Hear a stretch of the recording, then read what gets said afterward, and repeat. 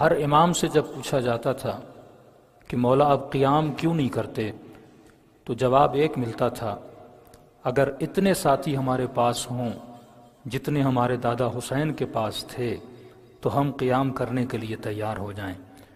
تو سننے والے نے بڑے تعجب سے کہا کہ مولا آپ کیسی باتیں کر رہے ہیں، حسین ابن علی کے پاس 72 تھے، آپ کے پاس تو ہزاروں ساتھی ہیں۔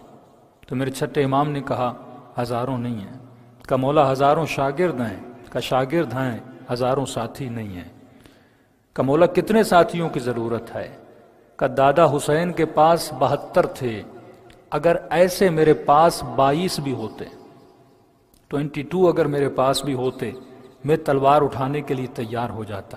سننے والے کو یقین نہیں آیا کہ مولا میرا گاؤں بھرا ہوا ہے آپ کے ساتھیوں سے، یعنی یہاں سے کوئی امام سے ملنے جائے مدینے اور مولا کہیں کہ میرے چاہنے والے نہیں ہیں تو آپ کہیں گے مولا کم از کم نیروبی میں 600 لوگ ہوں گے آپ کے چاہنے والے، کم از کم تنزانیہ میں 2000 لوگ ہوں گے آپ کے چاہنے والے، لیکن مولا کہیں نہیں میرا کوئی چاہنے والا نہیں ہے، ایسے ساتھی میرے نہیں ہیں جیسے میرے دادا حسین کے پاس تھے۔ پھر تعجب میں اضافہ ہوا، مولا مجھے یقین نہیں آتا۔ امام نے کہا ہیں، کہاں واللہ مولا پورے شہر میں آپ کے مدح خواں ہیں، آپ کے فضائل پڑھنے والے ہیں، آپ سے محبت کرنے والے ہیں۔ اتنا کہنا تھا، ایک تنور جل رہا تھا، میرے چھٹے امام نے کہا اس تنور کے اندر کود جا۔ چہرے پہ زردی آئی، پسینہ آیا، کہ مولا کیسی باتیں کر رہے ہیں، کوئی اپنے چاہنے والے کو بھی کیا آگ میں ڈالتا ہے؟ اتنا کہنا تھا، امام مسکرائے، اس سے کچھ بھی نہیں کہا۔ مولا کے ایک اور صحابی آیا، امام نے اسے کہا تنور میں کود جا۔ یہ نہیں پوچھا مولا سلام کرنے دیجئے، یہ نہیں کہا مولا آپ سے ملنے آیا ہوں، یہ نہیں کہا مولا آگ میں کیوں ڈال رہے ہیں، یہ بھی نہیں کہا مولا اگر آگ میں ہی ڈالنا ہے تو مجھے اپنے بیوی بچوں سے ملنے دیجئے، ان کی وصیتیں کرنے دیجئے، میرے بعد ان کا خیال کون رکھے گا، میرے جانے کے بعد میرے بچوں کو سنبھالے گا کون، یہ بھی نہیں کہا۔ یا امام نے کہا آگ میں کود جا، یا کہا جی مولا، کوئی سوال نہیں کیا، فوراً تنور کے اندر کود گیا۔ امام نے دروازے کو بند کر دیا۔ اب جو یہ کہہ رہا تھا مولا بڑے چاہنے والے ہیں، امام نے کہا بتا اتنے کتنے ہیں، اس جیسے کتنے شیعہ ہیں؟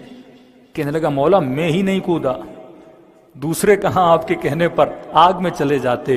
اب امام نے کہا یہ بتا تمہارے ہمسائے میں خاتون ہے، قرض دار ہے، شوہر مر چکا ہے، یہ پیسے جا کر اس کو دینا، فلاں مومن بیمار ہے ہماری طرف سے یہ فرمان اسے سنانا، فلاں مومن کے حال وال کیسے، امام اس سے پوچھتے رہے۔ یہ بار بار تنور کو دیکھتا رہا اور کہتا رہا مولا اس کی تو پرواہ ہے جو میرے گاؤں میں ہے، اس کی تو پرواہ ہے جو میرے گاؤں میں ہے، اس خاتون کی تو فکر ہے جو قرض دار و بیمار ہے، لیکن مولا جو آپ کے ساتھ تنور کے اندر جل رہا ہے آپ کو اس کی پرواہ نہیں ہے، اتنی دیر گزر گئی تنور کے اندر جل رہا ہے۔ اتنا کہنا تھا، امام نے تنور کا دروازہ اٹھایا کہ اب تنور کے اندر دیکھو۔ جیسے اس نے تنور کے اندر دیکھا وہ تسبیح پروردگار عالم میں مشغول تھا۔ امام فرماتے تو نے کیسے سمجھ لیا کہ آگ میرے شیعے کو جلا سکتی ہے؟